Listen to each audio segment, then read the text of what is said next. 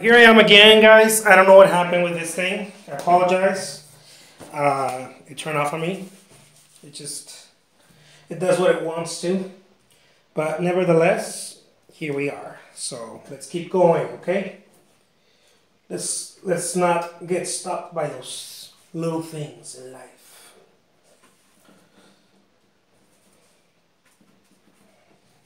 So I was telling you guys that the desert gives some interesting colors. I mean, just look at it. It's crazy. I think all terrains do that, but in their own way, right? I think I'm not gonna say the desert's beautiful and you live in, I don't know, where it's really cold anywhere or something else, some other terrain, because no matter where you are, it's also beautiful. So it's just learning how to observe it, right, and being able to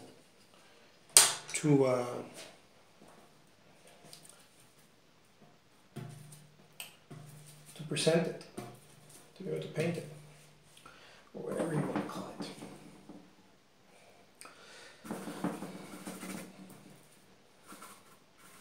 So those of you who are very new to painting, objects in the foreground, okay, tend to be brighter and tend to be also darker, I know. And when I mean bright, I mean, than objects in the background. I mean the intensity of the color. The more in the background it is, the grayish or bluish or however you want to make it, starts diffusing. Of course, because of perspective, right? It starts. But I play a bit with those, popular traditional rules, and then sometimes I'm like, I don't care, I'll do what I want, and I don't know, I feel it. A lot of my painting I feel. I'm very Bruce Lee Jeet Kune Do type of type of painter. It's like feel, don't think, right? Feel. So that's how I approach it anyways. A lot of my stuff is very much geared towards that. You gotta feel it. Don't just think it, make sure you feel it. If you just think it, you'll miss out. And nobody has a problem of just feeling and not thinking, believe me. I don't think maybe a few blessed souls can feel and not think. Most of us have the problem of overthinking and not enough feeling. Most of us are quote unquote trapped in our thinking process. And even when we do something as pleasurable as thinking, yeah, for most of us it feels like it. As painting, thinking seems to be part of the equation for some reason. It's like, hold on, I don't want to have I don't want to be happy during this moment. I actually want to think. I don't want to experience the peace, not happiness, but the peace of this moment. I actually want to think about this moment. And that's when it all just kind of goes downhill. I think any serious artist, whether they know it or not, they will tell you that they're whether even they know how to phrase it in words or not, that doesn't matter. None of that matters. They will tell you about a place known as the zone, and in the zone you are master, because it's not you. You've stepped into. I know some of you have heard me preach about this, but let me tell you again. You've stepped into the into the real place of where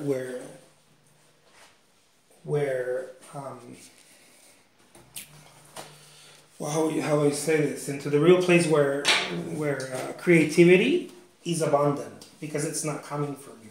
See, creativity that comes from you is cleverness. You're being clever. Okay, there's nothing wrong with that. We use little clever things to, with our brushes, with our, we underpaint, we do all sorts of those are more clever things. It makes sense. When you paint.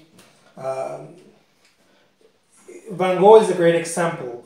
Van Gogh was not clever, and you could see in his painting because his painting does not display a great deal of academic training.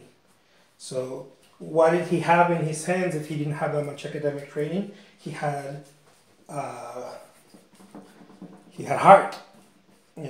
He had heart.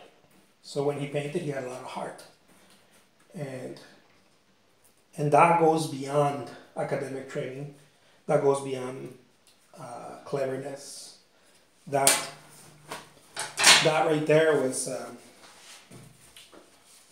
whatever Van Gogh was doing was the zone. The zone's not clever. The zone is the zone's not yours. It's not mine. No one can claim it. Zone is a pool where if you are blessed enough, you'll go to have fun in there, and you'll reap the benefits of creativity. But there's a price to pay to go into the zone, and the price is letting go. That is the price of the zone. You must learn how to let go.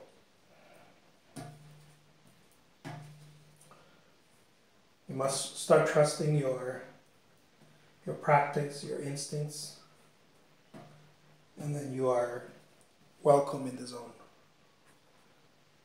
That's what the zone is. It's a place where some other people call it right action. I've heard some people call it right action. It's right action. Means that no matter what you do, is okay. It's right. There's no judgment, because all action that you're doing is correct. So you're not painting, you're not going, oh man. You're not painting like that. You're painting in all the time. You're like, okay. I see. All right, good.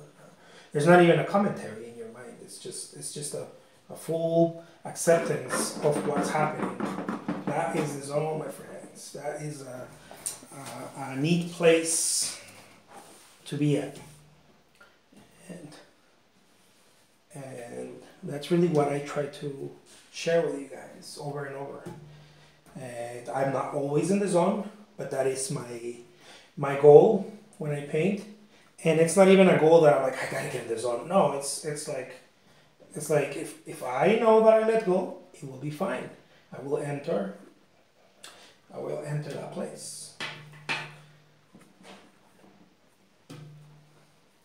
It's not even something that you force, because it's a trust. You don't force trust. You force that. I heard the other day someone was saying you force I believe you force. I gotta believe, but I'm good. That's something you force. A trust, you don't force. You can't, because a trust is a knowing. A believe is something you don't know. You just believe in it. You're believing in it. You say, oh yeah, if I do this, that's gonna happen. That's a belief. But a trust is something that you know. You don't need convincing. There was no convincing. It's a deep knowing. It's like saying, and I'm not talking about what do they call it? I'm not talking about a philosophical knowing, like How do you know that's green? You know, because you don't know anything. You can't know everything. I'm not talking about some existentialist type of, you know, BS. I'm talking about, yes, I see it's green. We all agree. Just because we all agree, blah blah blah. No, no, no, no, no, no.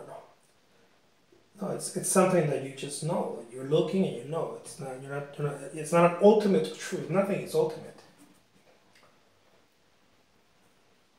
There's no such thing as an ultimate. But there is a knowing. Anyways, whatever. I tend to go into my awesome rants here. Into my awesome rants. So, see, there you go. That's the desert. Huh? That's the desert. That's one way, right? There's a million ways to paint the desert. There's thousands of artists who paint the desert, and we all look at it slightly different. We all approach it slightly different. It's like we're all travelers, you know. And as we go by and as we see, we'll tell the story slightly different. That's really what happens, you know. This is someone who's very photographic at painting will tell the story slightly different. Someone who is very abstract will tell the story slightly different. And on and on and on. Just get to polar opposites, but you guys get my point. We all will tell the story slightly different because the story it's not ours. We're just witnessing. We're witnesses. A painter is a witness, and then it's an interpreter. Oh look, I was there and I saw this. We're collectors of ideas, memories, all sorts of cool stuff. That's what painter is. I'll leave you guys with that. Check it out. Jose Trujillo, the world's greatest living artist. He's in the house. Right here, or in the studio. Thank you so much, guys. Take care, okay? Let me give you guys some goodbyes. Oh, you know what? I forgot. You guys like this kind of stuff. A little close up, some of you.